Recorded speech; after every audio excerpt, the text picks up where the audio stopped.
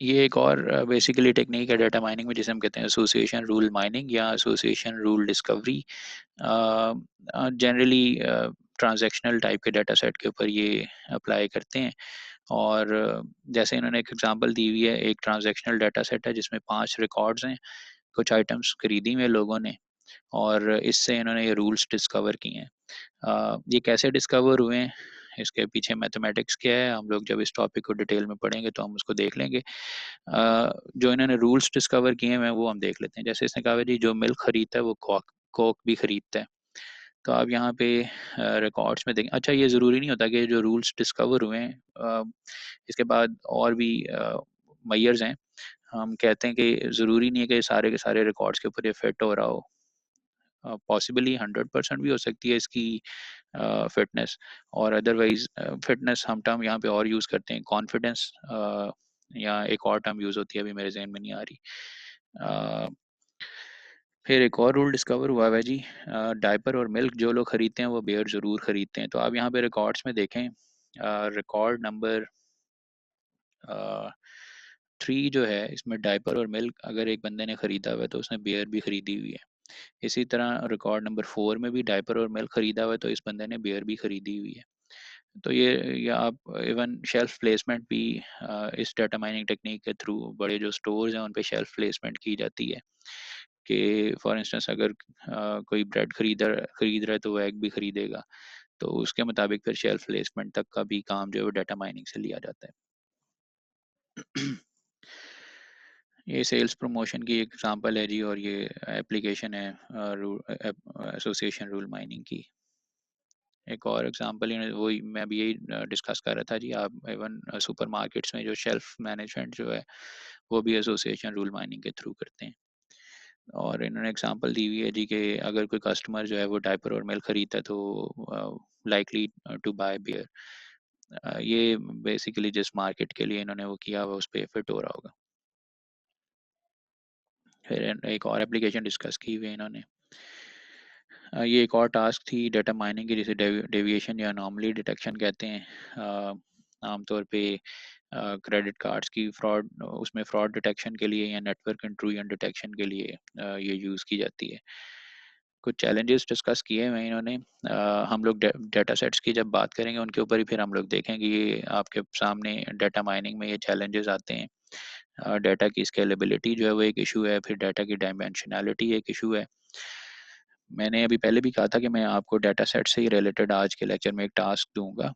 तो आप देखेंगे, मैं अभी पहले भी जिक्र कर रहा था, अभी तक इन स्लाइड्स के अंदर जो आपने डाटा सेट्स देखे हैं और जो मैंने डाटा सेट आपको दिखाया है उसमें आप देखें तो सिर्फ दो ही कॉलम्स थे या दो एट्रीब्यूट्स थे।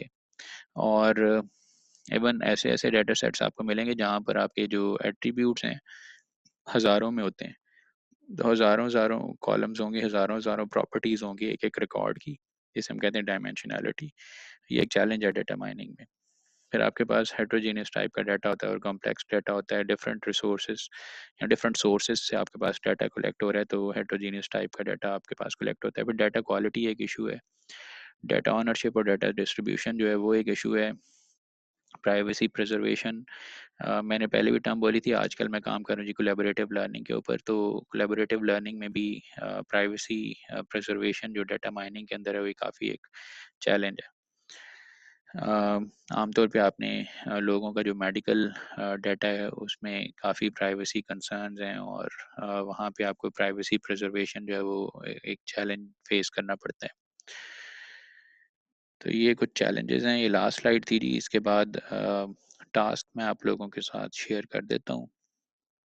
आप लोगों ने करना क्या है कि, सॉरी इससे पहले ये मेन कुछ टॉपिक्स हैं इस कोर्स के अंदर जो हम लोग डिस्कस करेंगे, अ, वो मैं आप लोगों के साथ शेयर करता हूँ।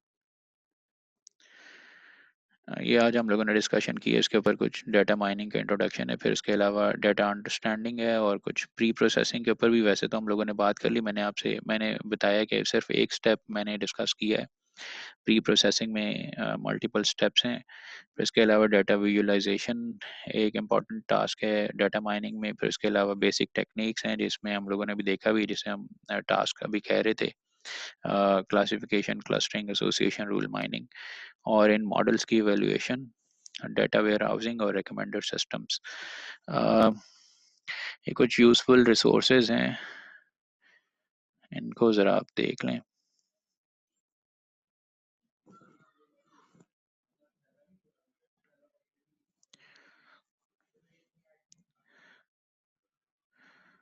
रिसोर्सेज एंड टूल्स, मैं खुद भी आप लोगों के साथ ये शेयर कर दूंगा जो टूल्स हैं अगर या सॉफ्टवेयर्स हैं। रिसोर्सेज में आपके पास दो मेन रिसोर्सेज हैं। यूसीआई रिपॉजिटरी, इसको आपने गूगल करना है, इस पर आपको डेटा सेट्स मिलेंगे। एक और रिपॉजिटरी है जी, गूगल डेटा सेट्स। टास्क इनसे रिलेटेड है आप लोगों के आज की इस लेक्चर के में। अ, आपने इन दोनों रिपॉजिटरीज से दो दो डेटा सेट्स जो हैं वो निकालने हैं, और उन दो दो डेटा सेट्स के आपने number of records, number of attributes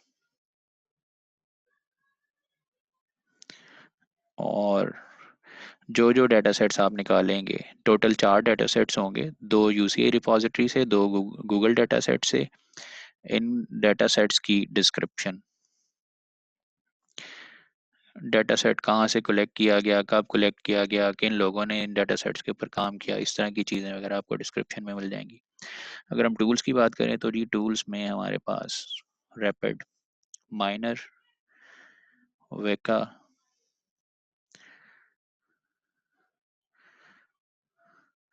are Studio, ये 3 इंपॉर्टेंट टूल्स हैं जिन पर हम लोग काम करेंगे। इसके अलावा नंबर ऑफ़ टूल्स एग्जिस्ट करते हैं। इवन विजुअलाइजेशन के लिए एक बड़ा अच्छा टूल है जी, टैब्ल्यू।